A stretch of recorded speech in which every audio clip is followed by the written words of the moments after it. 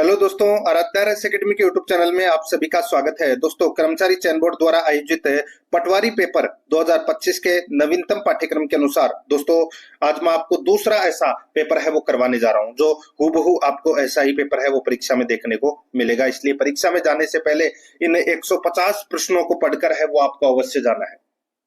दोस्तों, ऐसा कैसा छपेगा। और अगर आप दोस्तों और भी पटवारी भर्ती परीक्षा से संबंधित टेस्ट देना चाहते हैं तो दोस्तों आपको प्लेलिस्ट में जाना है। वहां पर आपको फोल्डर मिल जाएगा, पटवारी मॉडल पेपर के नाम से आपको वहां फोल्डर मिल जाएंगे।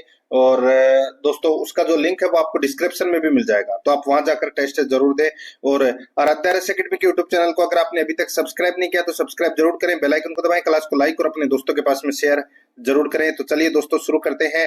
पटवारी पेपर 2025 से संबंधित दोस्तों ये पेपर है वो ऐसा होगा, पटवारी लीग पेपर। देखिए, सबसे पहला प्रश्न है, मानव रुधिर का पीएच होता है, मानव रुधिर का जो पीएच है वो कितना होता है? तो दोस्तों इसका राइट आंसर हो जाएगा 7.4 होता है दोस्तों मानव रुधिर का पीएच। यहाँ पर 4 नंबर का ऑप्शन बिल्कुल सही उत्तर हो जाएगा।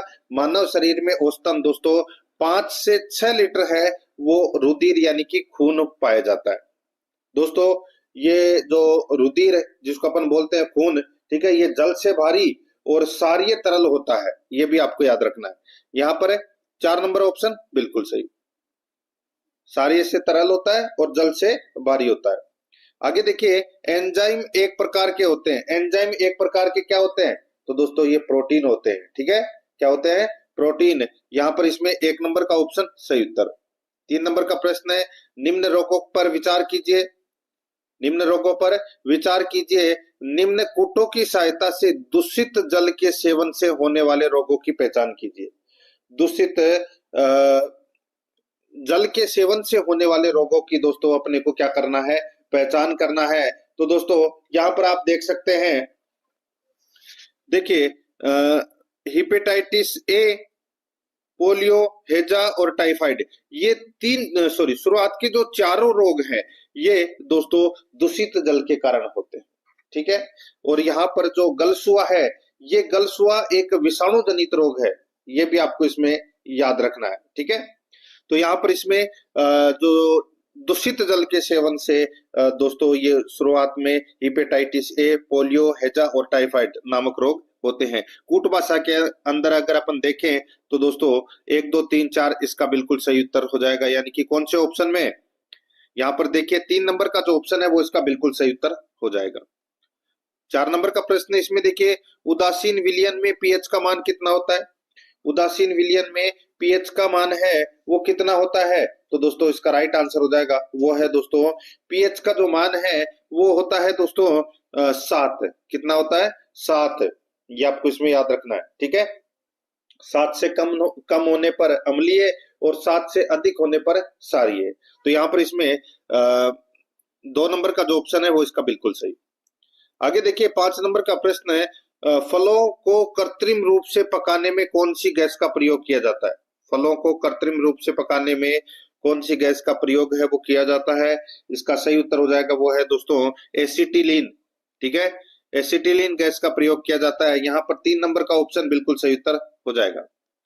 आगे देखिए 6 नंबर का प्रश्न है, विद्युत प्रतिरोध की इकाई होती है, विद्युत प्रतिरोध की जो इकाई है वो क्या होती है? तो दोस्तों वो होती है ओम, ठीक है। तो यहाँ पर इसमें 4 नंबर का ऑप्शन बिल्कुल सही, ओम। नेक्स्ट, निम्न में से कौन सा प्राणी स्तनधारी की श्रेणी में आता है? कौन सा प्राणी स्तनधारी की श्रेणी में आता है? तो दोस्तों यहाँ पर आप देख सकते हैं प्लेटिपस, चमगादड़ और ब्लू व्हेल, ये सभी हैं, ये दोस्तों स्तनधारी की श्रेणी में आते हैं। तो यहाँ पर इसका राइट आंसर क्या हो जाएगा? वो है उक्त सभी। यहाँ पर 4 नंबर का ऑप्शन बिल्कुल सही उत्तर हो जाएगा। 8 नंबर का प्रश्न इसमें देखिए, भारतीय संविधान का लेखन कार्य किसने किया था? भारतीय संविधान का लेखन कार्य किसने किया था? तो दोस्तों इसका राइट आंसर हो जाएगा वो है प्रेम बिहारी नारायण रायजादा ने। प्रेम बिहारी नारायण रायजादा ने भारतीय संविधान का लेखन कार्य किया था। तो यहाँ पर इसमें 2 नंबर का जो ऑप्शन है वो इसका बिल्कुल सही उत्तर इसमें हो जाएगा। आगे देखिए 9 नंबर का प्रश्न है, भारतीय संविधान की प्रस्तावना में निम्न में से कौन से शब्द 42वें संविधान संशोधन द्वारा जोड़े गए? भारतीय संविधान की प्रस्तावना में निम्न में से कौन से शब्द 42वें संविधान संशोधन द्वारा जोड़े गए? तो यहाँ पर इसका राइट आंसर हो जाएगा वो है दोस्तों समाजवादी, पंथ निरपेक्ष और अखंडता। समाजवादी, पंथ निरपेक्ष और अखंडता ये शब्द है वो जोड़े गए भारतीय संविधान की प्रस्तावना में। यहाँ पर 4 नंबर का जो ऑप्शन है वो इसका बिल्कुल सही उत्तर हो जाएगा। 10 नंबर का प्रश्न इसमें देखिए, मूल अधिकारों को लागू करवाने के लिए सर्वोच्च न्यायालय कितने प्रकार की रिट जारी कर सकता है? मूल अधिकारों को लागू करवाने के लिए सर्वोच्च न्यायालय कितने प्रकार की रिट जारी कर सकता है? तो कितने प्रकार की रिट जारी कर सकता है? तो दोस्तों ये 5 प्रकार की रिट है वो जारी कर सकता है। नंबर 1 बंदी प्रत्यक्षीकरण, नंबर 2 परमादेश, नंबर 3 प्रतिषेध, नंबर 4 उत्प्रेक्षण और नंबर 5 अधिकार प्रच्छा रिट। ठीक है, तो ये 5 रिट है वो जारी कर सकता है सर्वोच्च न्यायालय मूल अधिकारों को लागू करवाने के लिए। यहाँ पर 1 नंबर ऑप्शन सही उत्तर। 11 नंबर का प्रश्न इसमें देखिए, मंत्री परिषद सामूहिक रूप से किसके प्रति उत्तरदायी होती है? मंत्री परिषद सामूहिक रूप से दोस्तों लोकसभा के प्रति है वो उत्तरदायी होती है। यहाँ पर 3 नंबर का जो ऑप्शन है वो इसका बिल्कुल सही उत्तर हो जाएगा। 12 नंबर का प्रश्न इसमें देखिए, संसद के दोनों सदनों के संयुक्त अधिवेशन की अध्यक्षता कौन करता है? संसद के दोनों सदनों के संयुक्त अधिवेशन की अध्यक्षता कौन करता है? इसका राइट आंसर हो जाएगा वो है दोस्तों लोकसभा अध्यक्ष। लोकसभा अध्यक्ष। यहाँ पर 2 नंबर का ऑप्शन बिल्कुल सही। 13 नंबर का प्रश्न इसमें देखिए, निम्न में से किस संसदीय समिति में राज्यसभा का प्रतिनिधित्व नहीं होता है?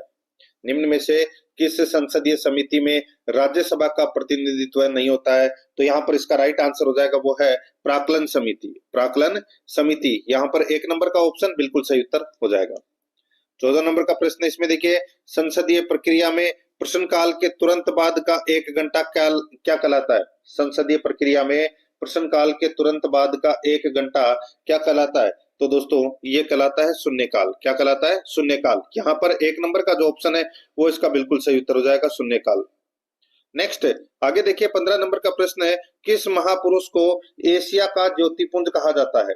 किस महापुरुष को एशिया का ज्योतिपुंज कहा जाता है? इसका सही उत्तर हो जाएगा वो है इसमें गौतम बुद्ध को। गौतम बुद्ध को एशिया का ज्योतिपुंज है वो कहा जाता है। 2 नंबर का जो ऑप्शन है वो इसका बिल्कुल सही उत्तर हो जाएगा। 16 नंबर का प्रश्न इसमें देखिए, चीनी यात्री फायान किसके काल में भारत आया था? चीनी यात्री फायान है वो किसके काल में भारत आया था? तो दोस्तों ये आया था गुप्त काल में भारत आया था ये फायान। ठीक है, ये आपको इसमें याद रखना है। चीनी यात्री जो फायान है ये चंद्रगुप्त विक्रमादित्य के काल में भारत आया था। ठीक है, राइट आंसर हो जाएगा यहाँ पे 3 नंबर ऑप्शन सही उत्तर। नेक्स्ट आगे देखिए, निम्न में से कौन सा राजवंश कश्मीर से संबंधित है? कश्मीर से संबंधित राजवंश कौन सा है? दोस्तों मध्यकालीन भारत में कश्मीर के 3 प्रमुख राजवंश लोहार, उत्पल एवं कारकोट थे। ठीक है, तो यहाँ पर लोहार, उत्पल और कारकोट, तो यहाँ पर ये तीनों राजवंश है वो कश्मीर से संबंधित है। तो यहाँ पर इसका राइट आंसर हो जाएगा उपरोक्त सभी। यहाँ पर 4 नंबर का ऑप्शन बिल्कुल सही उत्तर हो जाएगा। नेक्स्ट आगे देखिए 18 नंबर का प्रश्न है, दिल्ली सल्तनत का वास्तविक संस्थापक किसे माना जाता है? दिल्ली सल्तनत का वास्तविक संस्थापक है वो दोस्तों इल्तुतमिश था। कौन था? इल्तुतमिश। राइट आंसर हो जाएगा यहाँ पे 2 नंबर का ऑप्शन बिल्कुल सही। 19 नंबर का प्रश्न इसमें देखिए, तिलक द्वारा गठित होम रूल लीग का कार्य क्षेत्र था। तिलक द्वारा गठित होम रूल लीग का कार्य क्षेत्र था। तो दोस्तों होम रूल लीग का जो कार्य क्षेत्र था वो था दोस्तों महाराष्ट्र, कर्नाटक, बरार। तो इसका राइट आंसर हो जाएगा वो है उपरोक्त सभी। दोस्तों इसका राइट आंसर क्या हो जाएगा? उपरोक्त सभी। 4 नंबर ऑप्शन बिल्कुल सही उत्तर इसमें हो जाएगा। ये होम रूल लीग का कार्य क्षेत्र था। 4 नंबर ऑप्शन सही। 20 नंबर प्रश्न है, कैबिनेट मिशन का अध्यक्ष कौन था? कैबिनेट मिशन का अध्यक्ष है वो कौन था? राइट आंसर हो जाएगा वो है पैथिक लॉरेंस। पैथिक लॉरेंस ये दोस्तों कैबिनेट मिशन का अध्यक्ष था। यहाँ पर 3 नंबर का ऑप्शन बिल्कुल सही उत्तर इसमें हो जाएगा। 21 नंबर का प्रश्न इसमें देखिए, भारत का प्रथम वायसराय कौन था? भारत का प्रथम वायसराय कौन था? दोस्तों प्रथम वायसराय लॉर्ड कैनिंग थे। ठीक है, लॉर्ड कैनिंग। यहाँ पर 1 नंबर का ऑप्शन बिल्कुल सही उत्तर हो जाएगा। 22 नंबर का प्रश्न है, आंध्र प्रदेश में स्थित तुमालापल्ली खदान किस खनिज के लिए प्रसिद्ध है? आंध्र प्रदेश में स्थित तुमालापल्ली खदान किस खनिज के लिए प्रसिद्ध है? इसका राइट आंसर हो जाएगा वो है दोस्तों ये यूरेनियम के लिए प्रसिद्ध है।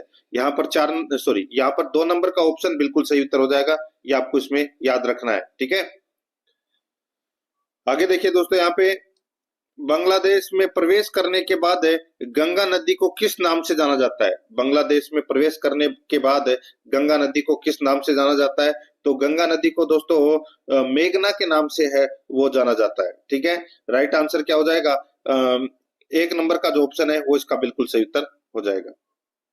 नेक्स्ट आगे देखिए, यहाँ पे 24 नंबर का प्रश्न है, आंध्र प्रदेश से तमिलनाडु के बीच स्थित पूर्वी तटीय मैदान को किस नाम से जाना जाता है? आंध्र प्रदेश से तमिलनाडु के बीच स्थित पूर्वी तटीय मैदान को किस नाम से जाना जाता है? तो दोस्तों किस नाम से जाना जाता है? तो दोस्तों इसको कोरोमंडल तट के नाम से जाना जाता है। यहाँ पर 3 नंबर का जो ऑप्शन है वो इसका बिल्कुल सही उत्तर हो जाएगा, कोरोमंडल तट के नाम से जाना जाता है। ठीक है, और ये कृष्णा नदी से कन्याकुमारी के बीच में है ये कोरोमंडल तट। नेक्स्ट आगे देखिए दोस्तों, यहाँ पे 25 नंबर का प्रश्न है, इसमें देखिए, निम्न में से असंगत युग्म का चयन कीजिए। एक तरफ परियोजना है तो दूसरी तरफ नदी है, तो अपने को बताना है कि कौन सी परियोजना कौन सी नदी पर नहीं है, वो बताना है। देखिए, इडुक्की की परियोजना है ये पेरियार नदी पर है, दोस्तों बिल्कुल सही है। तिलैया परियोजना है ये बराकर नदी पर है, तो दोस्तों ये भी बिल्कुल सही है। तुलबुल परियोजना है ये झेलम नदी पर है, तो दोस्तों ये भी बिल्कुल सही है। टिहरी परियोजना सतलज नदी, गलत हो जाएगा दोस्तों। टिहरी परियोजना है ये उत्तराखंड में भागीरथी नदी पर स्थित है। ठीक है, और सतलज नदी पर दोस्तों भाखड़ा नांगल और नाथपा झांकरी ये परियोजनाएं स्थित है। तो यहाँ पर टिहरी परियोजना है ये भागीरथी नदी पर है, ना कि सतलज पर है, तो इसलिए अपना 4 नंबर का ऑप्शन राइट आंसर हो जाएगा, क्योंकि ये असंगत युग्म है। 26 नंबर का प्रश्न है, भारत में प्रथम सफल सीमेंट संयंत्र कहाँ स्थापित किया गया? भारत में प्रथम सफल सीमेंट संयंत्र कहाँ स्थापित किया गया? इसका सही उत्तर हो जाएगा वो है दोस्तों पोरबंदर। यहाँ पर 2 नंबर का जो ऑप्शन है वो इसका बिल्कुल सही उत्तर हो जाएगा पोरबंदर। 27 नंबर का प्रश्न, इसमें देखिए वियना सम्मेलन संबंधित है। वियना सम्मेलन संबंधित है, तो दोस्तों ये संबंधित है ओजोन परत संरक्षण से, ओजोन परत संरक्षण से संबंधित है ये वियना सम्मेलन। तो यहाँ पर इसमें 1 नंबर का जो ऑप्शन है वो इसका बिल्कुल सही उत्तर हो जाएगा। 28 नंबर का प्रश्न, इसमें देखिए, निम्न में से किस पर्यावरणीय घटना को लेक किलर कहा जाता है? बताइए, किस पर्यावरणीय घटना को लेक किलर कहा गया है या कहा जाता है? इसका सही उत्तर हो जाएगा वो है दोस्तों इसमें अम्ल वर्षा। यहाँ पर 3 नंबर का जो ऑप्शन है वो इसका बिल्कुल सही उत्तर हो जाएगा, अम्ल वर्षा को लेक किलर है वो कहा जाता है। ठीक है, आगे देखिए दोस्तों, यहाँ पे लेक किलर इसलिए कहा जाता है क्योंकि अम्ल वर्षा के कारण कभी कभी झीलों तालाबों में जलीय जीवों की मृत्यु हो जाती है, इसकी वजह से। आगे देखिए दोस्तों, यहाँ पे देश का पहला सीमावर्ती सौर गांव कौन सा है? देश का पहला सीमावर्ती सौर गांव कौन सा है? दोस्तों इसका राइट आंसर हो जाएगा वो है मसाली गांव, बनासकांठा जिला, गुजरात। मसाली गांव, बनासकांठा जिला, गुजरात, ये पहला सीमावर्ती सौर गांव है। यहाँ पर 3 नंबर का ऑप्शन बिल्कुल सही उत्तर हो जाएगा। 30 नंबर का प्रश्न है, इसमें देखिए, हाल ही में भारत के पहले भू विज्ञान संग्रहालय का उद्घाटन कहाँ किया गया? हाल ही में भारत के पहले भू विज्ञान संग्रहालय का उद्घाटन है वो कहाँ किया गया? इसका राइट आंसर हो जाएगा वो है ग्वालियर मध्य प्रदेश में। यहाँ पर 4 नंबर का ऑप्शन बिल्कुल सही उत्तर हो जाएगा, ग्वालियर मध्य प्रदेश में। 31 नंबर का प्रश्न, इसमें देखिए, भारत के पहले गिद्ध प्रजनन केंद्र का उद्घाटन कहाँ किया गया? भारत के पहले गिद्ध प्रजनन केंद्र का उद्घाटन कहाँ किया गया है? इसका सही उत्तर हो जाएगा वो है दोस्तों इसमें गोरखपुर उत्तर प्रदेश में। गोरखपुर उत्तर प्रदेश में, यहाँ पर 3 नंबर का ऑप्शन बिल्कुल सही उत्तर हो जाएगा। 32 नंबर का प्रश्न, इसमें देखिए, हाल ही में किसे राष्ट्रीय मानवाधिकार आयोग के अध्यक्ष के रूप में नियुक्त किया गया है? हाल ही में किसे राष्ट्रीय मानवाधिकार आयोग के अध्यक्ष के रूप में नियुक्त किया गया है? इसका सही उत्तर हो जाएगा वो है दोस्तों वी रामा सुब्रमण्यम, वी रामा सुब्रमण्यम। तो यहाँ पर इसमें 1 नंबर का जो ऑप्शन है वो इसका बिल्कुल सही उत्तर हो जाएगा। आगे देखिए दोस्तों, यहाँ पे 33 नंबर का प्रश्न है, हाल ही में किसने भारतीय रिजर्व बैंक के 26वें गवर्नर के रूप में कार्यभार ग्रहण किया? हाल ही में किसने भारतीय रिजर्व बैंक के 26वें गवर्नर के रूप में कार्यभार ग्रहण किया? इसका राइट आंसर हो जाएगा वो है संजय मल्होत्रा। यहाँ पर 3 नंबर का जो ऑप्शन है वो इसका बिल्कुल सही उत्तर हो जाएगा दोस्तों, संजय मल्होत्रा। नेक्स्ट आगे देखिए, यहाँ पे 34 नंबर का प्रश्न है, एग्री स्टेक योजना के संदर्भ में निम्न कथनों पर अपने को क्या करना है? विचार करना है। बताना है कि दोस्तों कौन सा कथन है वो एग्री स्टेक योजना से संबंधित है। ठीक है दोस्तों, देखिए राज्य में इस योजना को दिसंबर 2024 में पायलट प्रोजेक्ट के रूप में सीकर से शुरू किया गया है। तो दोस्तों बिल्कुल सही बात है। ठीक है, वर्तमान में 5 फरवरी 2025 से इसे संपूर्ण राज्य में शुरू किया गया है। तो दोस्तों बिल्कुल सही है। ये जो एग्री स्टेक योजना है, ये दोस्तों कृषि से संबंधित है, डिजिटल सार्वजनिकरण से संबंधित है ये। ठीक है, ये आपको इसमें याद रखना है। तो यहाँ पर इसमें दोनों के दोनों कथन है वो दोस्तों सही है। इस प्रश्न का जो सही उत्तर हो जाएगा, अपने को सत्य कथन बताना था, कौन सा सत्य कथन है, तो देखिए 3 नंबर का ऑप्शन राइट आंसर हो जाएगा, दोनों के दोनों कथन सत्य है। आगे देखिए 35 नंबर का प्रश्न है, भारत वन स्थिति रिपोर्ट 2023 के अनुसार राजस्थान वन क्षेत्र के संबंध में निम्न का मिलान करो। निम्न का मिलान करना है दोस्तों। ठीक है, यहाँ पर देखिए सूची फर्स्ट और सूची सेकंड दे रखा है। अब दोस्तों यहाँ पर देखिए अति सघन वन, बताइए कितने प्रतिशत भाग पर है दोस्तों, ये 0.07% भाग पर है। ये मध्यम सघन वन है, सघन वन ये दोस्तों 1.24% पर है। ठीक है, खुले वन है ये दोस्तों 3.53% पर है ये, और झाड़ियां है ये दोस्तों 1.60% पर है। तो यहाँ पर इस प्रश्न का जो सही उत्तर हो जाएगा वो है दोस्तों कौन सा, तो यहाँ पर है बी सी डी ए इसका राइट आंसर हो जाएगा, यानी कि 2 नंबर का जो ऑप्शन है वो इसका बिल्कुल सही।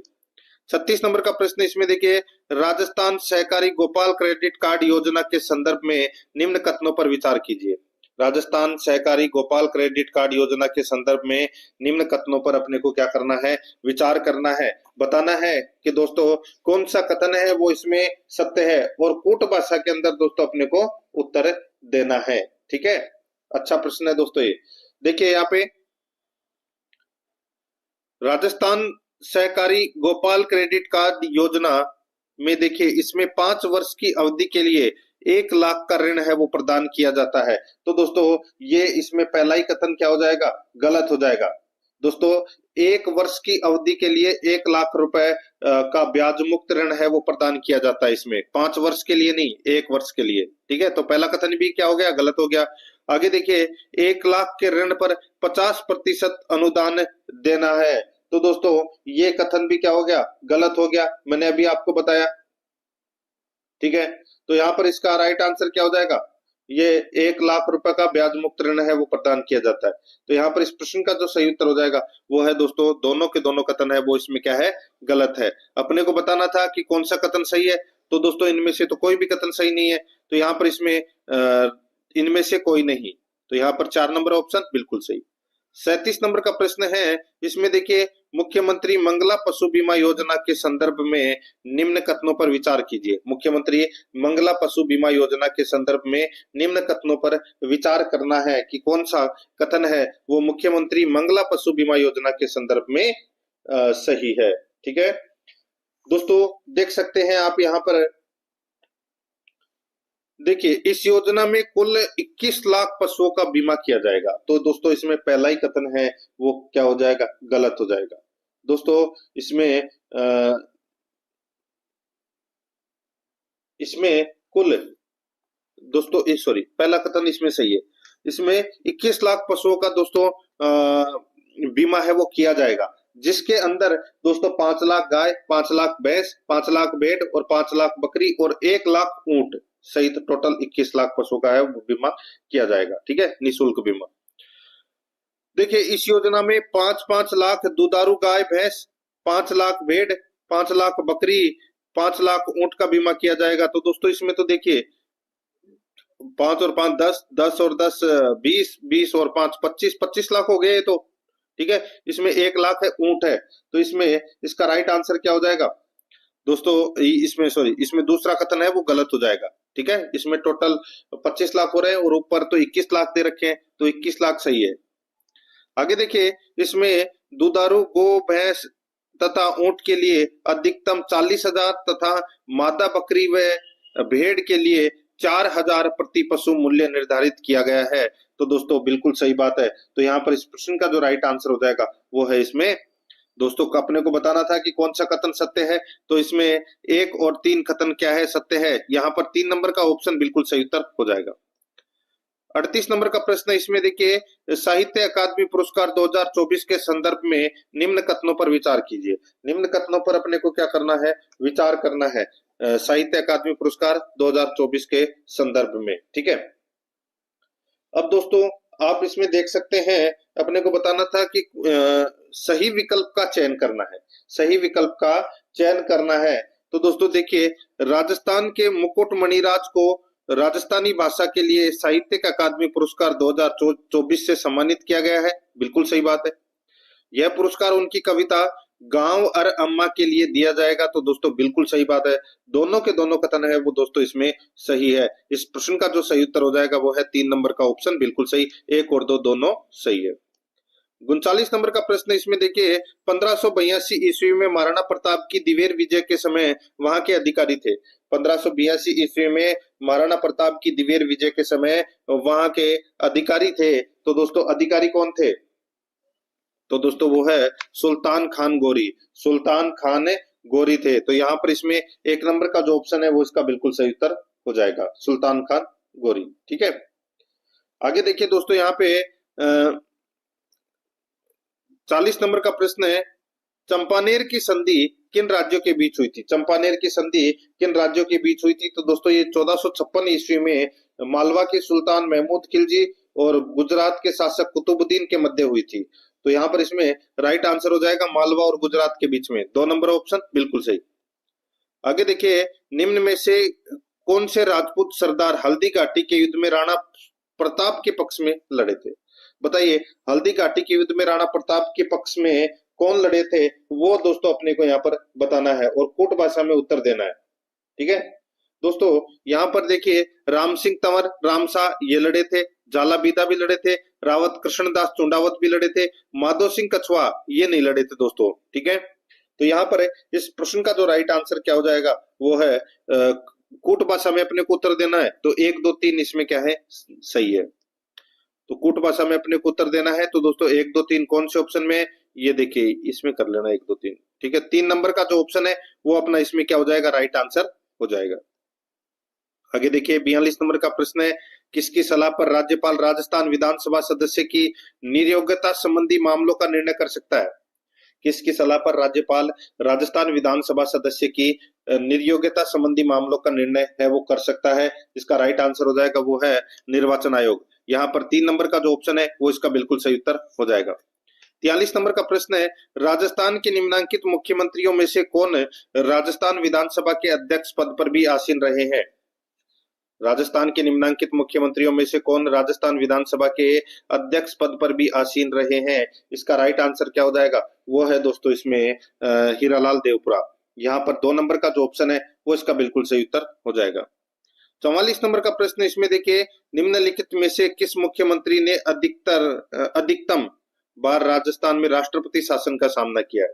बताइए दोस्तों, किस मुख्यमंत्री ने अधिकतम बार राजस्थान में राष्ट्रपति शासन का सामना किया है? तो उनका नाम है दोस्तों भैरव सिंह शेखावत।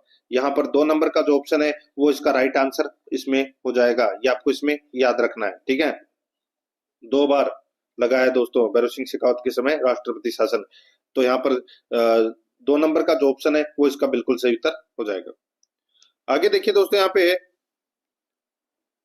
देखिए, राजस्थान उच्च न्यायालय के प्रथम मुख्य न्यायाधीश कौन थे? राजस्थान उच्च न्यायालय के प्रथम मुख्य न्यायाधीश है वो कौन थे? इसका राइट आंसर हो जाएगा वो थे दोस्तों कमलकांत वर्मा। कमलकांत वर्मा। तो यहाँ पर इसमें 4 नंबर का ऑप्शन बिल्कुल सही। आगे देखिए, राजस्थान लोक सेवा आयोग कहाँ स्थित है? दोस्तों ये अजमेर में है, ये तो सभी को पता होगा। आगे देखिए, राजस्थान में कौन सी जगह पटवारी ट्रेनिंग स्कूल नहीं है? बताइए कौन सी जगह पटवारी ट्रेनिंग स्कूल नहीं है? तो यहाँ पर इसका सही उत्तर हो जाएगा वो है चित्तौड़गढ़ में। यहाँ पर 2 नंबर का ऑप्शन बिल्कुल सही उत्तर हो जाएगा, चित्तौड़गढ़ में। 48 नंबर का प्रश्न है, राजस्थान में जिला आयोजना समिति में कितने सदस्य होते हैं? राजस्थान में जिला आयोजना समिति में कितने सदस्य होते हैं?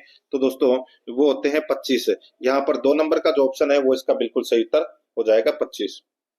आगे देखिए, 49 नंबर का प्रश्न है, निम्न में से कौन सा कथन राजस्थान मानवाधिकार आयोग के संबंध में गलत है? बताइए कौन सा कथन राजस्थान मानवाधिकार आयोग के संबंध में गलत है? तो दोस्तों यहाँ पर आप देख सकते हैं, यह आयोग राज्य में मार्च 2000 से क्रियाशील है। दोस्तों बिल्कुल सही है। वर्तमान में इसमें अध्यक्ष सहित कुल 3 सदस्य होते हैं। बिल्कुल सही बात है। 1 अध्यक्ष और 2 सदस्य। राज्य सरकार द्वारा आयोग के गठन की अधिसूचना 1999 में जारी की गई थी। तो दोस्तों बिल्कुल सही है। आयोग स्वायत्त संस्था नहीं है। तो दोस्तों ये गलत हो जाएगा। दोस्तों आयोग है यानी कि राजस्थान मानवाधिकार आयोग है, ये एक स्वायत्त संस्था है। तो यहाँ पर इसमें 4 नंबर का जो ऑप्शन है वो इसका बिल्कुल सही उत्तर इसमें हो जाएगा। ठीक है, ये आपको इसमें याद रखना है। आगे देखिए दोस्तों, यहाँ पे आरटीई 2005 में उल्लेखित मामलों पर निम्नलिखित में से कौन सा अपीलीय प्राधिकरण है? तो कौन सा अपीलीय प्राधिकरण है? यहाँ पर आप देख सकते हैं आरआईसी। यहाँ पर 2 नंबर का जो ऑप्शन है वो इसका बिल्कुल सही उत्तर हो जाएगा, आरआईसी। ठीक है, नेक्स्ट आगे देखिए, राजस्थान लोक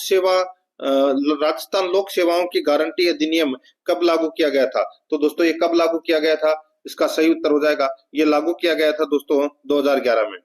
यहाँ पर 2 नंबर का जो ऑप्शन है वो इसका बिल्कुल सही उत्तर हो जाएगा, 2011 में। 52 नंबर का प्रश्न इसमें देखिए, मध्यकालीन पट्टा रेख से आप क्या समझते हैं? मध्यकालीन पट्टा रेख से आप क्या समझते हैं? तो दोस्तों पट्टा रेख है वो एक निर्धारित कर हुआ करता था। ठीक है, तो यहाँ पे पट्टा में लिखा हुआ निर्धारित कर, तो यहाँ पर इसमें 2 नंबर का ऑप्शन बिल्कुल सही। 53 नंबर प्रश्न इसमें देखिए, निम्न में से कौन सा सुमेलित नहीं है? कौन सा सुमेलित नहीं है वो दोस्तों अपने को यहाँ पर बताना है। ठीक है दोस्तों, यहाँ पर आप देख सकते हैं नवज्योति जो समाचार पत्र है इसकी जो स्थापना है वो दोस्तों 1936 में हुई थी। बिल्कुल सही बात है। ठीक है, नवजीवन जो समाचार पत्र है इसकी शुरुआत दोस्तों 1939 में हुई थी, ये भी बिल्कुल सही है। लोकवाणी जो समाचार पत्र है, ठीक है, इसकी शुरुआत 1943 में हुई थी, तो दोस्तों ये भी बिल्कुल सही है। त्याग भूमि जो समाचार पत्र है इसकी जो शुरुआत है वो दोस्तों 1929 नहीं 1927 में हुई थी दोस्तों। ठीक है, तो यहाँ पर इसमें राइट आंसर क्या हो जाएगा? त्याग भूमि समाचार पत्र की जो स्थापना है वो 1927 में हुई थी, तो इस प्रश्न का सही उत्तर हो जाएगा द नंबर का ऑप्शन है वो इसमें क्या है? सुमेलित नहीं है। तो यहाँ पे कूट भाषा में दे रखा है, द नंबर का ऑप्शन कौन सा है? 4 नंबर में, तो यहाँ पर इसमें 4 नंबर का ऑप्शन बिल्कुल सही उत्तर हो जाएगा। आगे देखिए, वीर भारत सभा की स्थापना से संबंधित क्रांतिकारी था, तो वो कौन था? तो वो था दोस्तों केसरी सिंह बारठ। तो यहाँ पर इसमें 4 नंबर का ऑप्शन बिल्कुल सही उत्तर हो जाएगा। मित्रों देखिए, अधीनस्थ चयन बोर्ड द्वारा ये पेपर है वो आयोजित करवाया जाएगा पटवारी भर्ती परीक्षा से संबंधित, और रोजाना आपको दोस्तों मेरे साथ में चलना है। रोजाना आपको सुबह एक मॉडल पेपर है वो मिलेगा रोजाना। ठीक है, और ज्यादा से ज्यादा दोस्तों इन मॉडल पेपरों का लाभ उठाएं।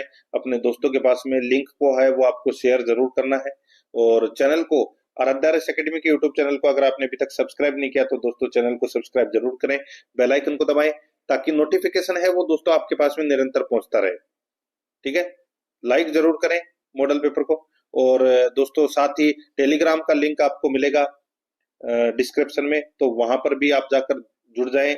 वहां पर आपको पटवारी भर्ती परीक्षा से संबंधित स्टडी सामग्री है वो वहां पर निःशुल्क उपलब्ध करवाई जाएगी। और दोस्तों पटवारी भर्ती परीक्षा से संबंधित ऑब्जेक्टिव क्लास सिलेबस के अकॉर्डिंग है वो दोस्तों शुरू कर दी गई है, तो आपको वो लिंक भी है वो आपको मिल जाएगा डिस्क्रिप्शन में, और आप प्ले लिस्ट में जाओगे तो वहां पे आपको पटवारी के नाम से अलग अलग फोल्डर मिल जाएंगे। ठीक है, तो आप वो चीजें जरूर देखें। देखिए आगे यहाँ पर 55 नंबर का प्रश्न है, अजमेर लघु चित्र शैली को समृद्ध करने वाले चित्रकारों में एक स्त्री चित्रकार का प्रमुख स्थान है, वह कौन है? अजमेर लघु चित्र शैली को समृद्ध करने वाले चित्रकारों में एक स्त्री चित्रकार का प्रमुख स्थान है, वह कौन है? तो इसका राइट आंसर हो जाएगा वह साहिबा। यहाँ पर 4 नंबर का ऑप्शन बिल्कुल सही उत्तर हो जाएगा, साहिबा। 56 नंबर प्रश्न इसमें देखिए, शेखावाटी में कृष्ण की 8 गोपियां एक हाथी के रूप में चित्रित भित्ति चित्र कहाँ मिला है? शेखावाटी में कृष्ण की 8 गोपियां एक हाथी चित्र के रूप में चित्रित भित्ति चित्र कहाँ मिला है? इसका राइट आंसर हो जाएगा वो है दोस्तों गोयनका हवेली फतेहपुर। यहाँ पर 2 नंबर का ऑप्शन बिल्कुल सही उत्तर हो जाएगा, गोयनका हवेली फतेहपुर। 57 नंबर प्रश्न इसमें देखिए, मारवाड़ क्षेत्र का लोकप्रिय त्योहार गुडला मनाया जाता है। दोस्तों ये गुडला त्योहार है, ये मनाया जाता है कहाँ पर? तो इसका सही उत्तर हो जाएगा ये जोधपुर में मनाया जाता है, मारवाड़ी में लोकप्रिय त्योहार है। ठीक है, और कब मनाया जाता है? तो दोस्तों ये चैत्र कृष्ण अष्टमी से चैत्र शुक्ल तृतीया तक ये गुडला त्योहार है ये मनाया जाता है। यहाँ पर 4 नंबर का जो ऑप्शन है वो इसका बिल्कुल सही उत्तर हो जाएगा। 58 नंबर का प्रश्न इसमें देखिए, पटेल्या लाला मूमल बिछिए हैं, तो ये क्या है? तो दोस्तों ये राजस्थानी लोकगीत है। यहाँ पर 2 नंबर का ऑप्शन बिल्कुल सही उत्तर हो जाएगा, राजस्थानी लोकगीत। 59 नंबर प्रश्न इसमें देखिए, दयाबाई और सहजोबाई राजस्थान के किस संत की शिष्याएं थी? दयाबाई और सहजोबाई राजस्थान के किस संत की शिष्याएं थी? तो दोस्तों इसका राइट आंसर हो जाएगा वो है संत चरणदास जी। यहाँ पर 4 नंबर का जो ऑप्शन है वो इसका बिल्कुल सही उत्तर हो जाएगा, संत चरणदास जी। 60 नंबर का प्रश्न इसमें देखिए, किस लोक देवता की पत्नी सती नहीं हुई? बताइए कौन से लोक देवता की जो पत्नी है वो सती नहीं हुई? तो यहाँ पर इसका राइट आंसर हो जाएगा वो है इसमें हड़बू जी। यहाँ पर इसमें 1 नंबर का जो ऑप्शन है वो इसका बिल्कुल सही उत्तर इसमें हो जाएगा, हड़बू जी रामदेव जी के मौसेरे भाई थे। ठीक है, यहाँ पर इसमें 1 नंबर ऑप्शन बिल्कुल सही। आगे देखिए, निम्न में से कौन सी रचना कानड़देव और अलाउद्दीन खिलजी के आपसी संबंधों की जानकारी देता है? बताइए दोस्तों, यहाँ पर मैं आपको बताऊं, निम्न में से कौन सी रचना कानड़देव और अलाउद्दीन खिलजी के आपसी संबंधों की जानकारी देती है? तो इसका सही उत्तर हो जाएगा वो है दोस्तों वीरमदेव सोनग्रारी वात। ठीक है, यहाँ पर इसमें 2 नंबर का ऑप्शन बिल्कुल सही उत्तर हो जाएगा। आगे देखिए, प्रथम बार पुत्र के जन्म के अवसर पर बालक और उसके परिवार को ननियाल पक्ष द्वारा वस्त्र व आभूषण दिए जाते हैं, यह रिवाज क्या कहलाता है? यह रिवाज दोस्तों जामना कहलाता है। क्या कहलाता है? जामना कहलाता है। 1 नंबर ऑप्शन बिल्कुल सही, जामना। 63 नंबर का प्रश्न इसमें देखिए, निम्न में से कौन से वर्ष 1946 में भारत की संविधान निर्मात्री सभा में संविधान के प्रतिनिधित्व के रूप में मनोनीत किए गए थे? निम्नलिखित में से कौन वर्ष 1946 में भारत की संविधान निर्मात्री सभा में राजस्थान के प्रतिनिधि के रूप में मनोनीत किए गए थे? इसका जो सही उत्तर हो जाएगा वो है हीरालाल शास्त्री। यहाँ पर इसमें 3 नंबर का ऑप्शन बिल्कुल सही उत्तर हो जाएगा। आगे देखिए, स्वतंत्रता सेनानी सागरमल गोपा कहाँ के निवासी थे? तो दोस्तों ये जैसलमेर के निवासी थे, ये तो सभी को पता होगा। इनकी पुस्तक है जैसलमेर का गुंडा राज, ठीक है, आजादी के दीवाने और रघुनाथ सिंह मुकदमा। ठीक है, तो यहाँ पर इसमें 3 नंबर ऑप्शन सही। आगे देखिए, राजस्थान में स्वतंत्रता आंदोलन के दौरान गिरफ्तार होने वाली राजस्थान की पहली महिला कौन थी? तो पहली महिला की मैं बात करूं तो उनका नाम था दोस्तों अंजना देवी चौधरी। 2 नंबर ऑप्शन सही उत्तर। आगे देखिए, निम्नलिखित में से कौन सा पर्यटन स्थल जिला सुमेलित नहीं है? दोस्तों यहाँ पर आप देख सकते हैं फूल सागर है, ये बूंदी में है, बिल्कुल सही है। पांडुपोल अलवर में है, चंद्रमहल जयपुर में है, किराड़ू मंदिर ओसिया जोधपुर, सॉरी किराड़ू मंदिर का पूछा है, ये बाड़मेर में। ठीक है, किराड़ू मंदिर कहाँ पर है? बाड़मेर में। ठीक है, जिसे राजस्थान का खजुराहो कहते हैं। तो यहाँ पर इसमें झालावाड़ है वो गलत दे रखा है। 3 नंबर का जो ऑप्शन है वो इसका बिल्कुल सही उत्तर हो जाएगा। आगे देखिए, अरावली की दूसरी सबसे ऊंची चोटी कौन सी है? अरावली की दूसरी सबसे ऊंची चोटी शेर है, जिसकी ऊंचाई 1597 मीटर है। तो यहाँ पे शेरगढ़ इसका राइट आंसर हो जाएगा, 2 नंबर ऑप्शन सही। नेक्स्ट आगे देखिए, निम्नलिखित में से कौन सा सुमेलित नहीं है? एक तरफ पर्वत है, दूसरी तरफ जिला दे रखा है, अपने को बताना है कि कौन सा सुमेलित नहीं है। देखिए, जरका पर्वत उदयपुर में है, बिल्कुल सही है। कुंभलगढ़ राजसमंद में है, तो दोस्तों ये भी बिल्कुल सही है। कमलनाथ सिरोही गलत हो जाएगा। दोस्तों कमलनाथ कहाँ पर है? तो दोस्तों ये उदयपुर में है।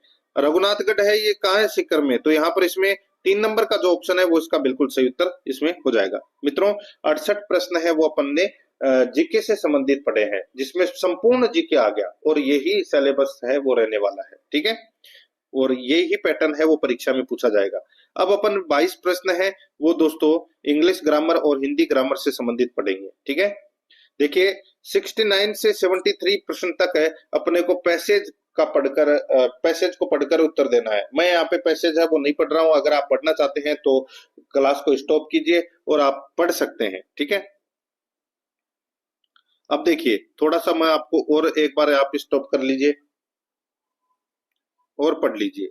अब दोस्तों देखिए यहाँ पे 69 नंबर प्रश्न, मैं आपको डायरेक्ट इसमें उत्तर बता रहा हूं। ठीक है, देखिए यहाँ पे according to the writer the way could not be reached by boat because, according to the writer the bay could not be reached by boat because, तो यहाँ पर इसमें सही उत्तर हो जाएगा वो है इसमें there were seams of rock and treacherously swirling currents. तो यहाँ पर इसमें 4 नंबर का ऑप्शन बिल्कुल सही उत्तर हो जाएगा। आगे देखिए, one could visit the bay, one could visit the bay. तो यहाँ पर इसमें सही उत्तर क्या हो जाएगा, वो है इसमें दोस्तों when there was low tide. तो यहाँ पर इसमें 2 नंबर का ऑप्शन बिल्कुल सही। आगे देखिए, it was not possible to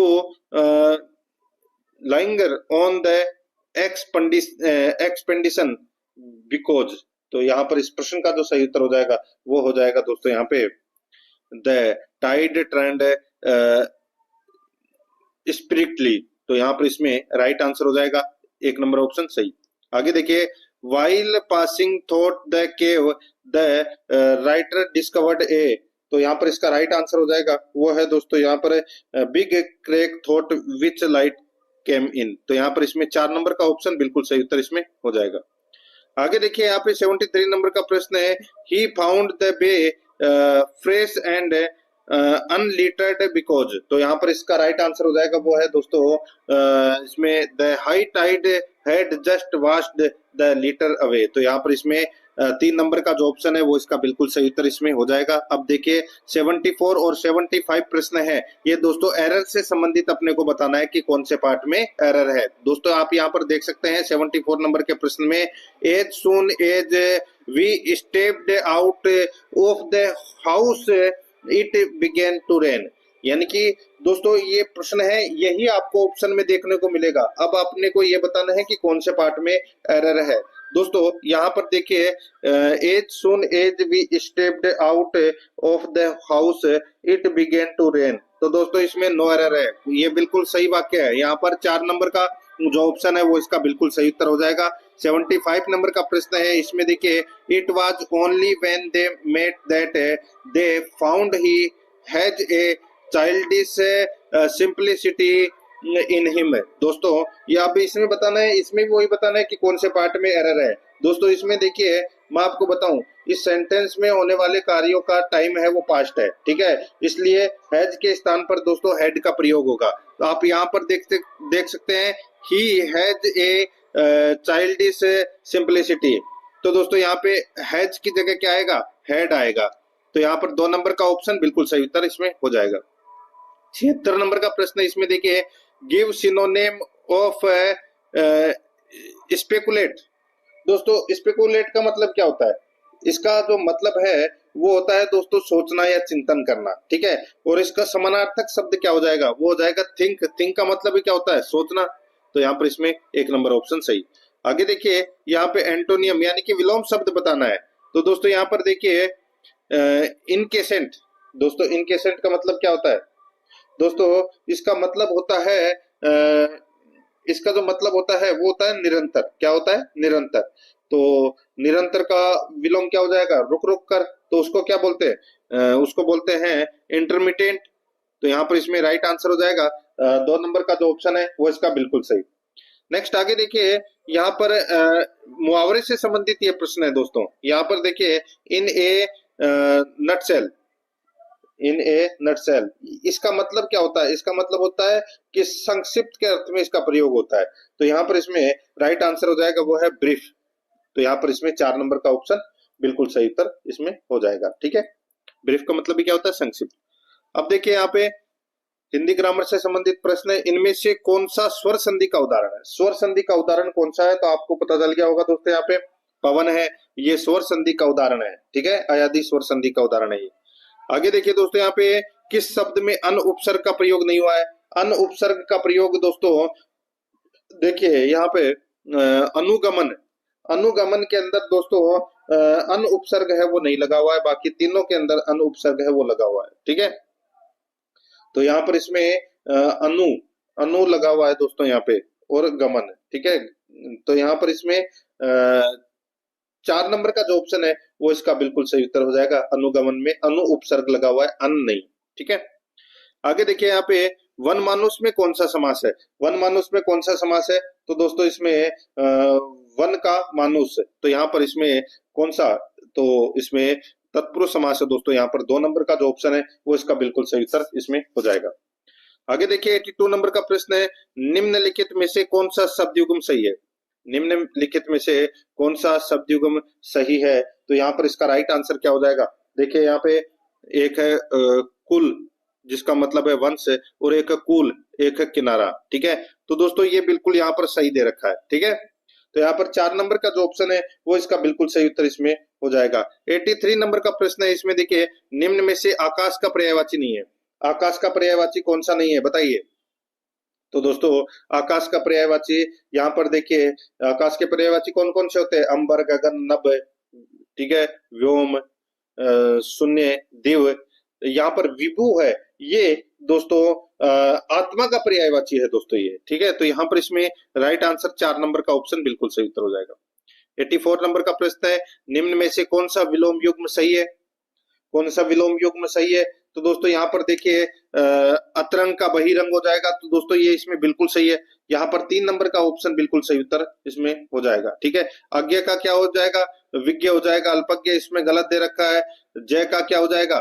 देखिए जय का पराजय हो जाएगा, और आशा का क्या हो जाएगा? निराशा हो जाएगा। तो यहाँ पर इसमें 3 नंबर ऑप्शन सही। आगे देखिए 85 नंबर प्रश्न है, कौन सा शब्द वर्तनी की दृष्टि से शुद्ध है? कौन सा शब्द वर्तनी की दृष्टि से शुद्ध है? यहाँ पर इसका राइट आंसर हो जाएगा वो है शुश्रूषा।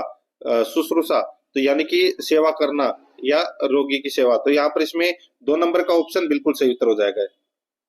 आगे देखिए निम्नलिखित में से कौन सा वाक्य शुद्ध वाक्य, कौन सा वाक्य शुद्ध है? कौन सा वाक्य शुद्ध है? तो दोस्तों यहाँ पर आप देख सकते हैं, कृपया आप पधारने का अनुग्रह करें, कृपया आप पधारने का अनुग्रह करें। तो दोस्तों ये जो वाक्य है,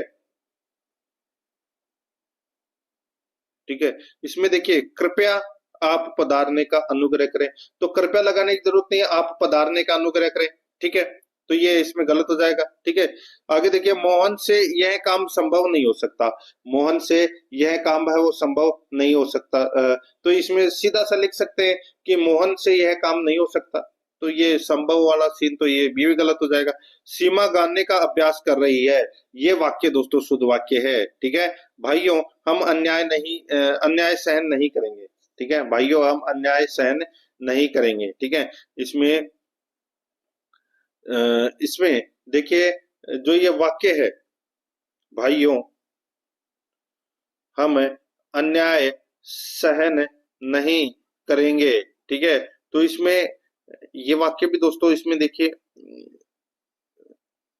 आप देख सकते हैं, ये वाक्य भी है वो दोस्तों शुद्ध वाक्य है, भाइयों हम अन्याय नहीं सहेंगे। ठीक है, तो दोस्तों यहाँ पे नहीं सहेंगे, तो यहाँ पर सिर्फ और सिर्फ तीसरा ही सही है, चौथा भी इसमें क्या हो जाएगा? गलत हो जाएगा। आगे देखिए 87 नंबर का प्रश्न है, किस वाक्य के लिए प्रयुक्त शब्द सार्थक नहीं है? बताइए। तो दोस्तों यहाँ पर आप देखिए सार्थक नहीं है, जहां कोई विघ्न न हो, निर्विघ्न बिल्कुल सही है। जिसे जीतना आसान हो, दुर्जय। तो दोस्तों ये कथन है वो इसमें गलत हो जाएगा। दोस्तों जिसे जीतना आसान हो, ठीक है, नहीं, जिसे जीतना कठिन हो उसको बोलते हैं दुर्जय। तो ये अपना इसमें गलत हो जाएगा। ठीक है, और बाकी जो आसानी से दिखाई न पड़े, दुर्लक्ष्य, जो ज्यादा दीर्घ न हो, नीति दीर्घ। तो यहाँ पर इसमें 2 नंबर का ऑप्शन बिल्कुल सही उत्तर हो जाएगा। 88 नंबर का प्रश्न इसमें देखिए, निम्न में से किस विकल्प में समकक्ष हिंदी परिभाषिक शब्द नहीं है? निम्न में से किस विकल्प में समकक्ष हिंदी परिभाषिक शब्द नहीं है? तो यहाँ पर इसका राइट आंसर हो जाएगा वो है काउंसिल। काउंसिल देखिए एक होता है काउंसिल, काउंसिल का मतलब होता है परिषद, एक होता है काउंसिल।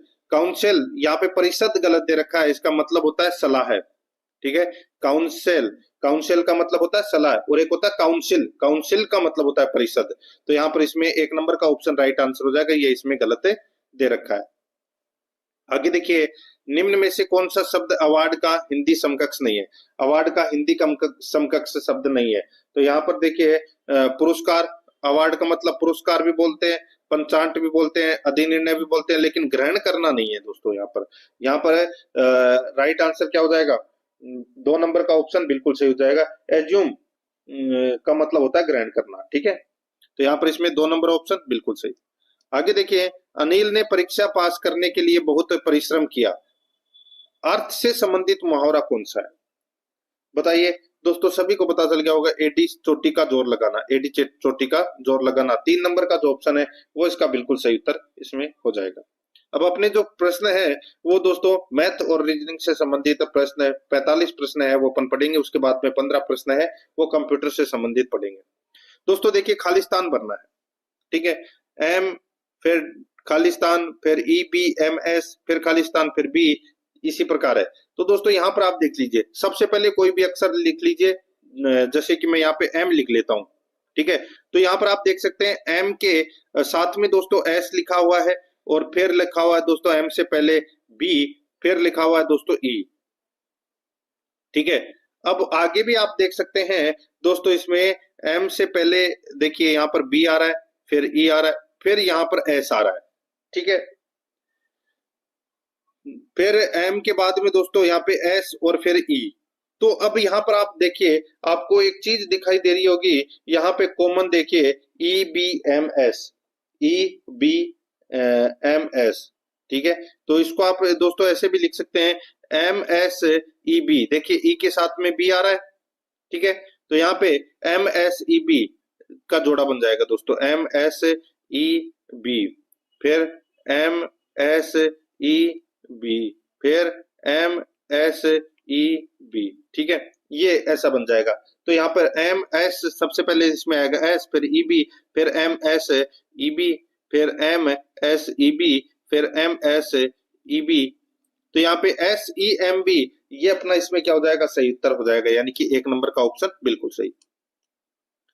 देखिए दिए गए शब्द युग्मों में से उस युग्म का चयन करना है जो प्रथम युग्म के शब्दों की तरह निकटतम संबंधित है। यहाँ पर देखिए कुर्सी लकड़ी, कुर्सी लकड़ी, तो आगे क्या आएगा वो अपने को यहाँ पर बताना है। देखिए जिस प्रकार कुर्सी बनाने में लकड़ी प्रयुक्त होती है, उसी प्रकार दर्पण बनाने में कांच का प्रयोग है वो किया जाता है। तो दोस्तों यहाँ पर इसमें 2 नंबर ऑप्शन बिल्कुल सही। आगे देखिए अक्षरों के उस समूह का चयन करें जो अन्य से भिन्न है। दोस्तों यहाँ पर देख सकते हैं आप एस टी आर, ठीक है। तो यहाँ पे एस और आर के अंदर कितने का गैप है, -1 का, ठीक है। और एस और टी में दोस्तों यहाँ पे +1 का, ठीक है। तो दोस्तों यही सीन है, सब में यही चलेगा, कोई एक भिन्न है, और वो एक भिन्न है वो है दोस्तों ये, यही भिन्न है क्योंकि इसमें प्लस हो रहा है। बाकी सभी के अंदर दोस्तों देखिए ओ एन, ठीक है, उल्टा चल रहा है ना, एल के ये भी उल्टा चल रहा है, आई एच ये भी उल्टा चल रहा है, लेकिन यहाँ पे एस टी ये प्लस में जा रहा है, बाकी सब में माइनस में जा रहा है। तो यहाँ पर इसमें अन्य से भिन्न ये एक है, 1 नंबर वाला ऑप्शन एस टी आर, ठीक है। आगे देखिए अंग्रेजी वर्णमाला के दाईं ओर से 15वें अक्षर के दाईं 10वां अक्षर कौन सा होगा। तो दोस्तों 10वां अक्षर है वो कौन सा होगा वो अपने को यहाँ पर बताना है। दोस्तों यहाँ पर सीधा सा है कि 10 में से सॉरी 15 में से 10 घटा दीजिए और क्या आ जाएगा, 10 घटाओगे तो 5वां आ जाएगा, और दाएं से 5वां अक्षर, दाएं से 5वां अक्षर कौन सा होगा। तो दोस्तों यानी कि जेड से शुरुआत करेंगे अपन, ठीक है। तो वी है वो 5वां अक्षर होगा दोस्तों। यहाँ पर इसमें 4 नंबर ऑप्शन बिल्कुल सही। देखिए 95 से 97 प्रश्न है, ये दोस्तों रीजनिंग से संबंधित 3 प्रश्न है वो परीक्षा में पूछे जाएंगे, और ये पैसेज से संबंधित प्रश्न है। आप इसको पढ़ोगे तो दोस्तों ये 3 प्रश्न है वो आसानी से उत्तर दे सकते हो। जैसे कि सरकार के पास शिक्षा संस्थानों को चलाने के लिए पर्याप्त संसाधन नहीं है, तो आप पैसेज पढ़ोगे तो आपको पता चल जाएगा कि डाटा पर्याप्त है क्योंकि उसमें कुछ दे ही नहीं रखा, ठीक है।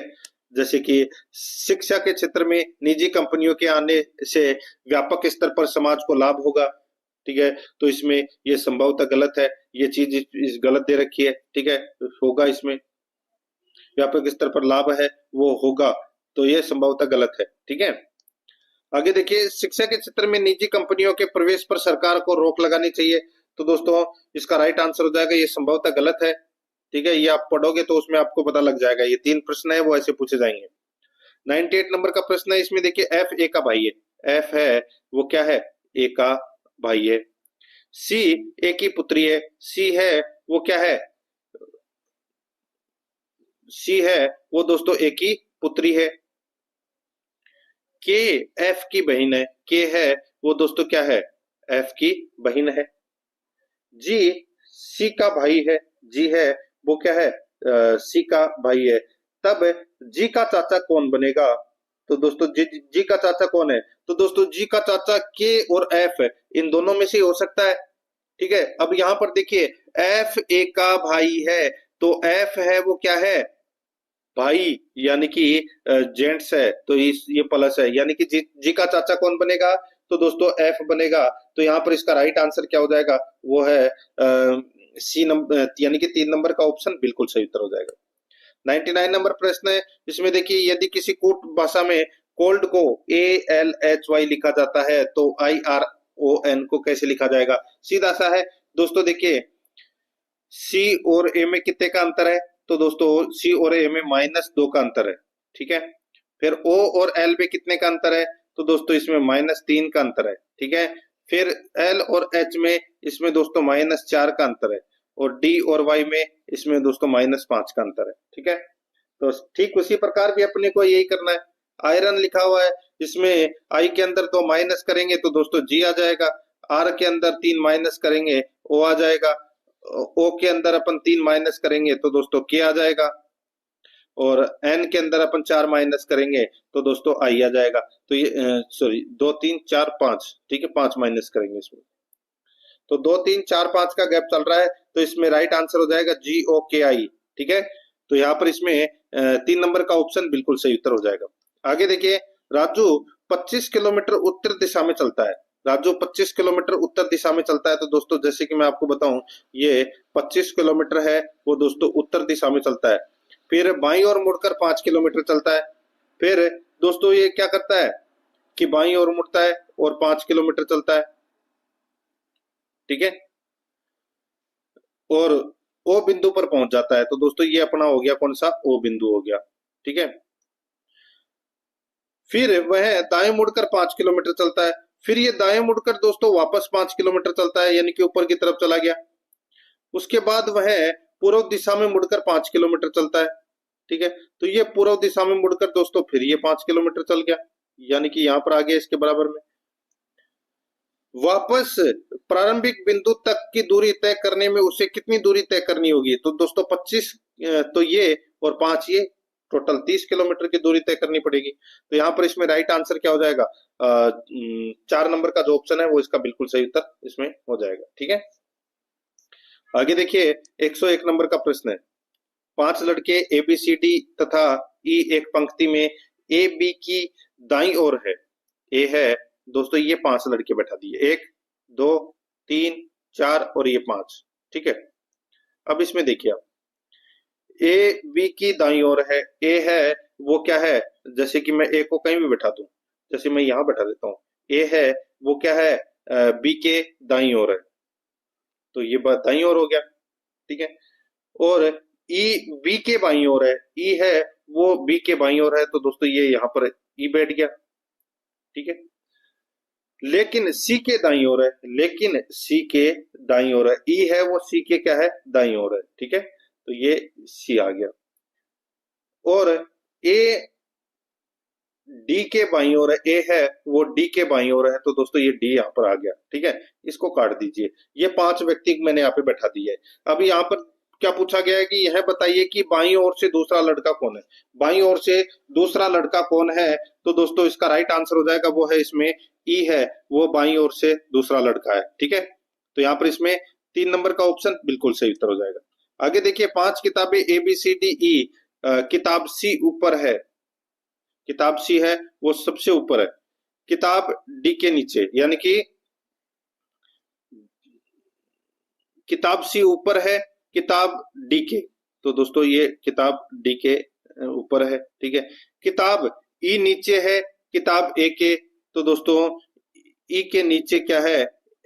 सॉरी, ए के नीचे ई किताब है। ठीक है, किताब डी ऊपर है, किताब डी है वो ऊपर है किसके? ए के, बिल्कुल सही है। किताब ए के, बिल्कुल सही है, डी किताब ऊपर है ए के। किताब बी नीचे है ई के, तो सबसे नीचे बी आ जाएगा बस। अब इसमें कौन सी किताब सबसे नीचे है? तो सबसे नीचे किताब बी है, तो यहाँ पर इसमें 3 नंबर का ऑप्शन राइट आंसर हो जाएगा। ज्यादा कुछ खास करने की जरूरत नहीं है। देखिए ये रीजनिंग से संबंधित प्रश्न है, यहाँ पे बीज, पौधा, पुष्प, फल, वृक्ष, इसमें सबसे पहले क्या आएगा? सबसे पहले तो इसमें बीज आएगा। फिर बीज से क्या बनेगा दोस्तों? पौधा बनेगा। पौधे से दोस्तों क्या बनेगा? वृक्ष बनेगा। ठीक है। वृक्ष से क्या होंगे? वृक्ष के पुष्प लगेंगे।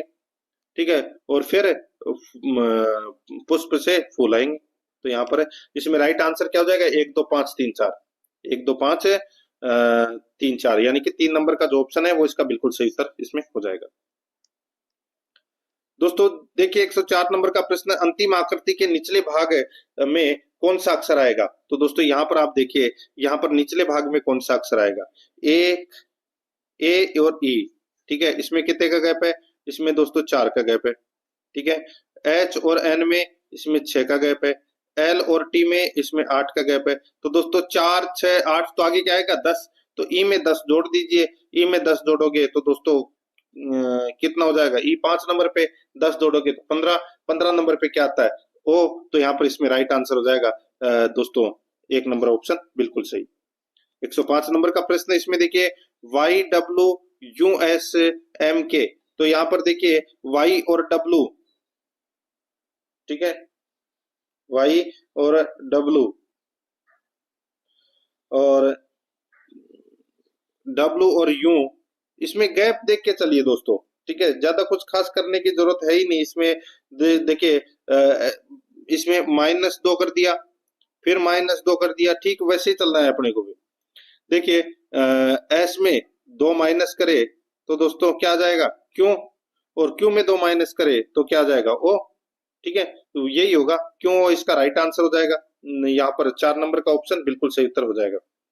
106 नंबर का प्रश्न है, इसमें देखिए नाइट्रोजनीय नाइट्रोजन गैसीय। ठीक है। तो आगे सेम टू सेम ऐसा कौन सा पार्ट में आएगा? ऑप्शन देख के बताइए।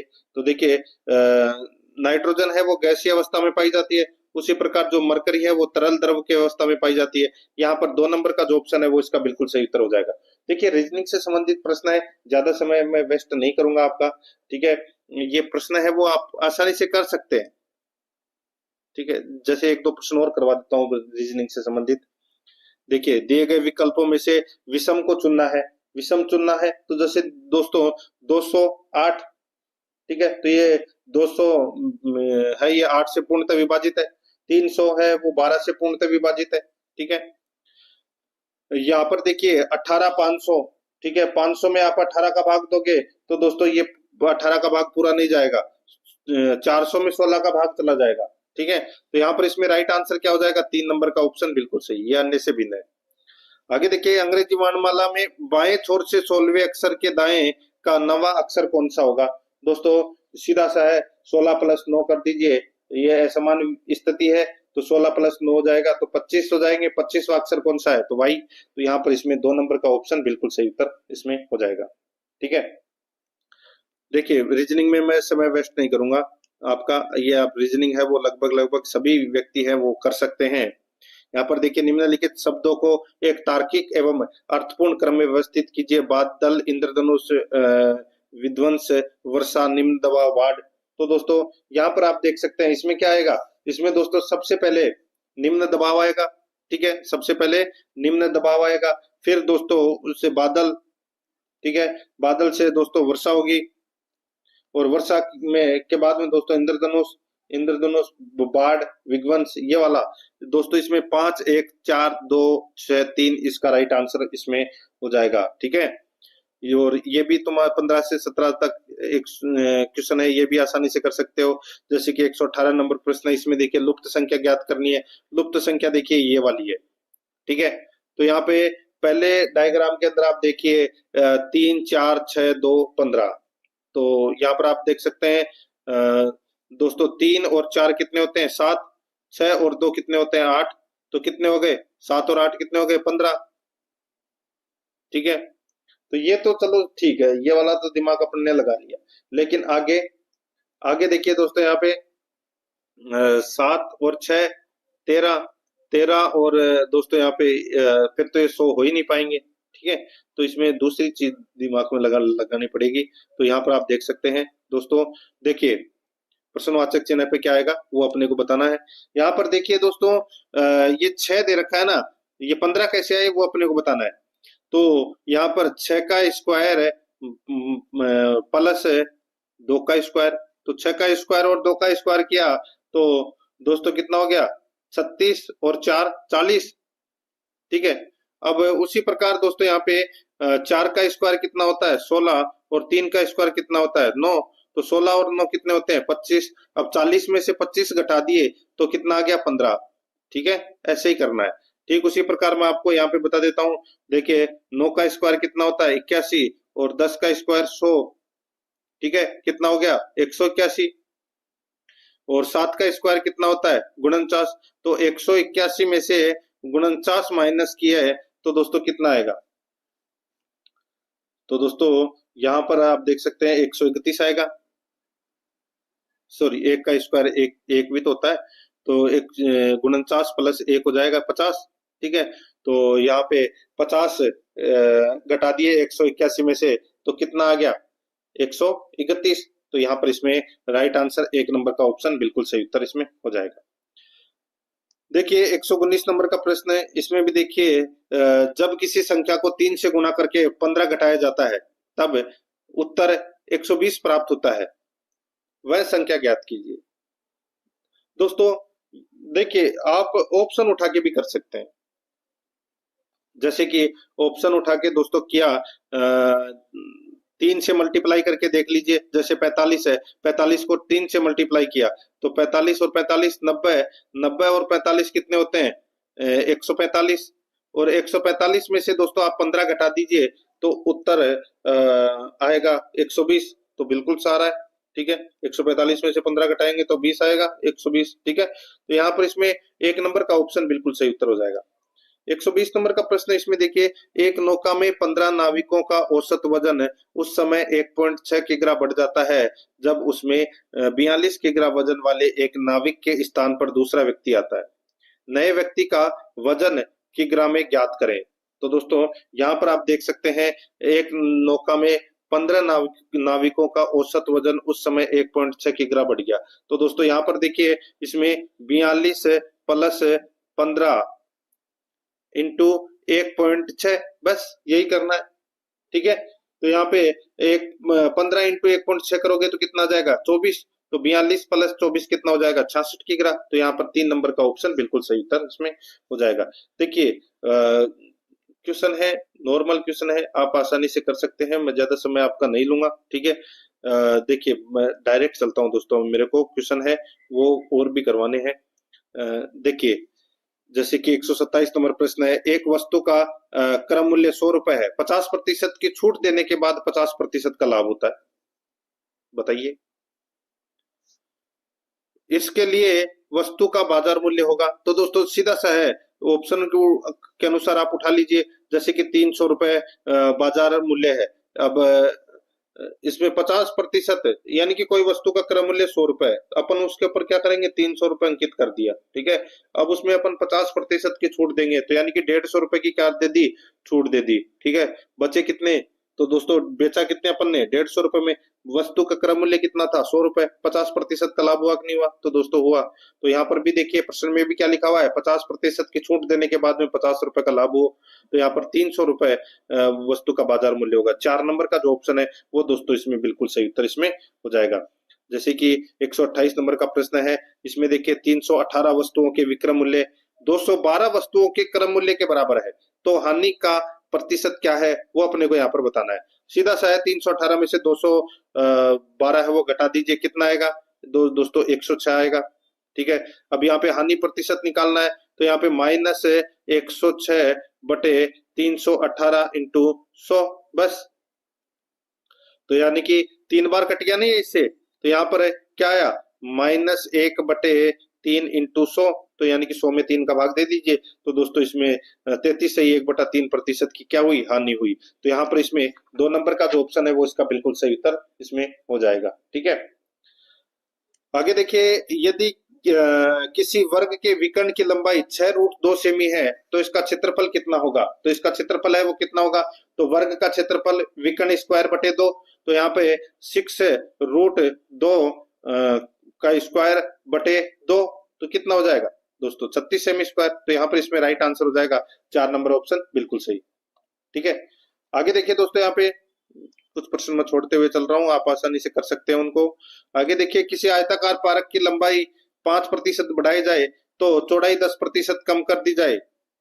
यानी कि किसी पार्क की लंबाई है वो 5% बढ़ाई जाए और चौड़ाई 10% कम कर दी जाए तो क्षेत्रफल में प्रतिशत परिवर्तन ज्ञात कीजिए। दोस्तों सीधा सा है, ज्यादा कुछ खास करने की दोस्तों इसमें जरूरत है ही नहीं। 5 माइनस 10 ये निकालने का तरीका है दोस्तों, ठीक है। इसमें आप एक्स वाई भी लिख सकते हैं, और 5 इंटू 10/100 बस, ठीक है, यही करना है। तो यहाँ पे -5 -1/2 हो जाएगा इसमें, ठीक है। ये 50 और ये 100 कितनी 1/2 हो गया। तो यहाँ पे 5 माइनस 10 -1/2 यही होगा। तो यहाँ पर इसका राइट आंसर हो जाएगा -5.5, इसका बिल्कुल सही उत्तर इसमें हो जाएगा, कमी होगी इसमें, ठीक है।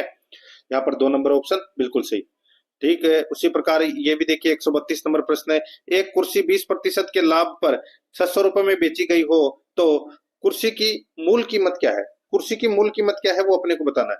तो यानी कि दोस्तों देखिए, एक्स का अपने को क्या करना है, 120% बराबर कितना दे रखा है, 600, ठीक है। सीधा सा है, एक्स इंटू 120 बटे क्या हो जाएगा 100 बराबर 600, यानी कि दोस्तों 600 इंटू 100/120, बस यही करना है और क्या करना है।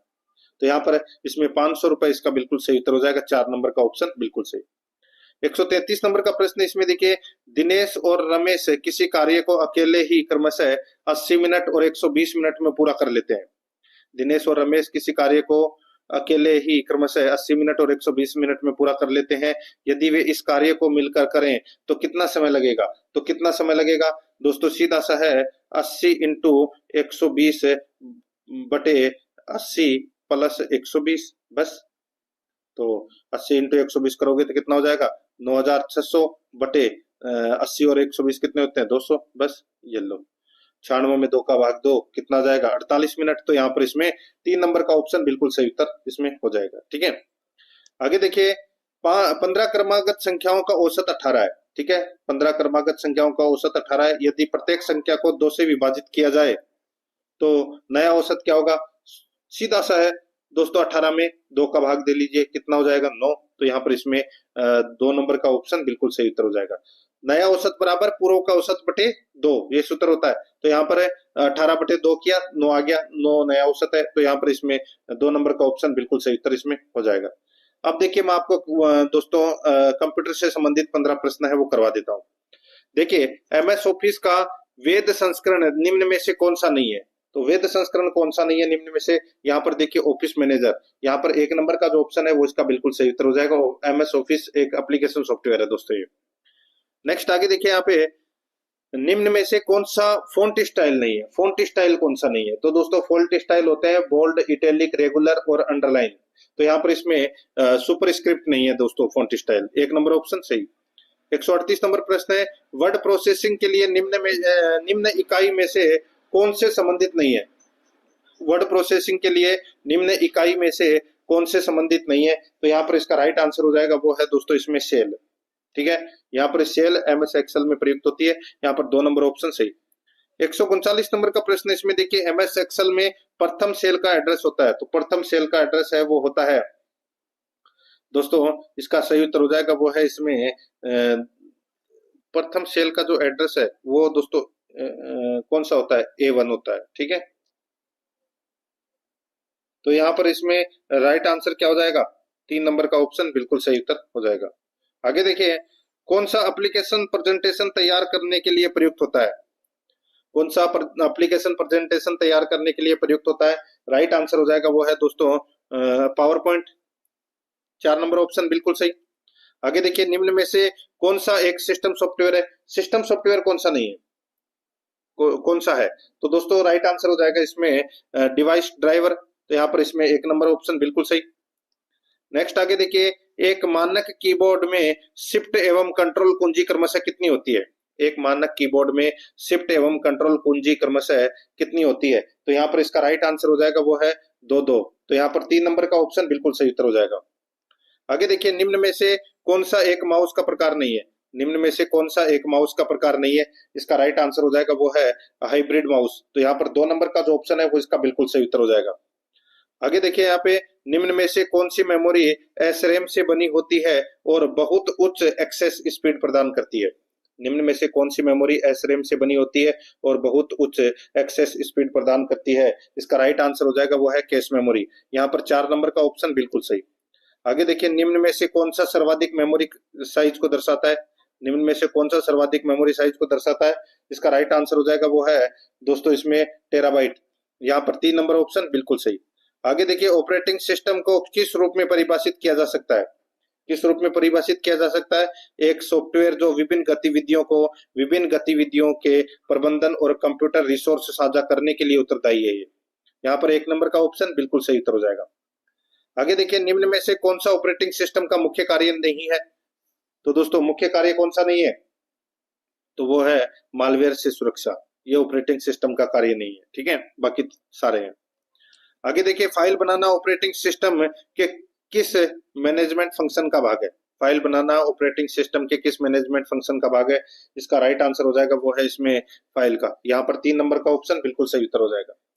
आगे देखिए, फाइल एक्सटेंशन का उपयोग किया जाता है, तो ये उपयोग है वो दोस्तों फाइल का प्रकार जानने में किया जाता है। यहाँ पर 1 नंबर ऑप्शन बिल्कुल सही। आगे देखिए, कंप्यूटर निम्न में से कौन सा कार्य नहीं करता है? तो कौन सा कार्य नहीं करता है? तो दोस्तों वो है अंडरस्टैंडिंग का कार्य है, वो नहीं करता है। यहाँ पर 4 नंबर का जो ऑप्शन है वो इसका बिल्कुल सही उत्तर इसमें हो जाएगा। दोस्तों इसी के साथ मैंने आपको ये जो पेपर है ये करवा दिया है। प्रश्न आपको कैसे लगे कमेंट में जरूर बताएं और आराध्या राइस एकेडमी के यूट्यूब चैनल को सब्सक्राइब जरूर करें, बेल आइकन को दबाएं, क्लास को लाइक और अपने दोस्तों के पास में शेयर जरूर करें। मिलते हैं दोस्तों नेक्स्ट क्लास में। जय हिंद, जय भारत।